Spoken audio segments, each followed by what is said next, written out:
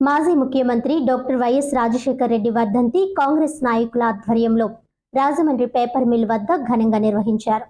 Paper mill main gate ఎదురుగా ఉన్న doctor Rajasekhar Reddy విగ్రహం వద్ద తూర్పుగోదావరి జిల్లా కాంగ్రెస్ పార్టీ అధ్యక్షులు డాక్టర్ టీకే విశ్వేశ్వరరెడ్డి ఆధ్వర్యంలో పీసీసీ ఉపాధ్యక్షులు మార్టిన్ లోథర్, జిల్లా మహిళా కాంగ్రెస్ అధ్యక్షురాలు మోతా శారద, ఐఎన్టీయూసీ జిల్లా ప్రెసిడెంట్ జేటీ రామారావు, జిల్లా SC cell chairman Saka Pulla Rao, జిల్లా doctor cell chairman doctor Rajasekhar, city Congress general secretary Patnala Srinivas, జిల్లా youth Congress president builder Bobby, Christian cell అధ్యక్షులు జాలా నటరాజ్, కడియం మండలం కేఎస్ఎన్ రాసు, యు సత్యబాబు తదితరులతో కలిసి దివంగత నేత మాజీ ముఖ్యమంత్రి వర్యులు స్వర్గీయ డాక్టర్ వైఎస్ రాజశేఖర్ రెడ్డి విగ్రహానికి పూలమాలలు వేసి ఘనంగా వర్ధంతి కార్యక్రమాన్ని నిర్వహించారు.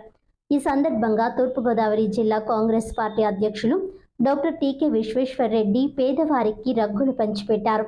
ఈ సందర్భంగా టీకే విశ్వేశ్వరరెడ్డి మాట్లాడారు. పేదవారికి ఏ విధంగా సహాయం చేయవచ్చు అని నిరూపించిన మహోన్నత వ్యక్తి స్వర్గీయ వైఎస్ రాజశేఖర్ రెడ్డి అని కీర్తించారు. రాజశేఖర్ రెడ్డి గారి యొక్క మరణం విషయం తెలిసి మన రాష్ట్రంలో 587 మంది గుండె ఆగిపోయి చనిపోయారు.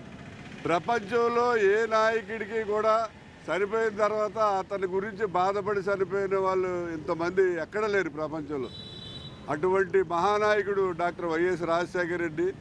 ఎందుకు అలాగైందా అంటే ఆయన ప్రవేశపెట్టిన పథకాలు అలాంటి.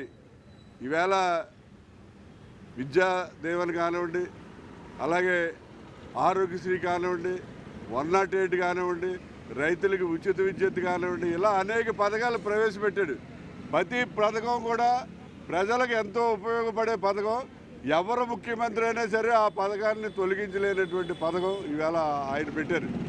ఈవేళ పూర్వం ఎవరికైనా డ్రైవర్లకి, ఆటో డ్రైవర్లకి కానీ ఎవరికైనా ఈ హార్ట్ అటాక్ వచ్చింది, బైపాస్ సర్జరీ చేయించుకోవాలి, ఏమైనా సర్జరీ చేయించుకోవాలంటే 2 లక్షలు 3 లక్షలు అవుతుంది, మన వల్ల కాదురా అని, సాగు ఎప్పుడు ఇస్తుందా అని ఎదురు చూసేవారు. అటువంటిది రాజశేఖర రెడ్డి గారు ఆరోగ్యశ్రీ పెట్టిన తర్వాత కార్పొరేట్ హాస్పిటల్లో ఉచితంగా వైద్యం చేయించుకుని వైద్యం మన ఆపరేషన్ అయిపోయిన తర్వాత ఉచిత మందులు కూడా పొందే అవకాశం ఆయన కల్పించారు.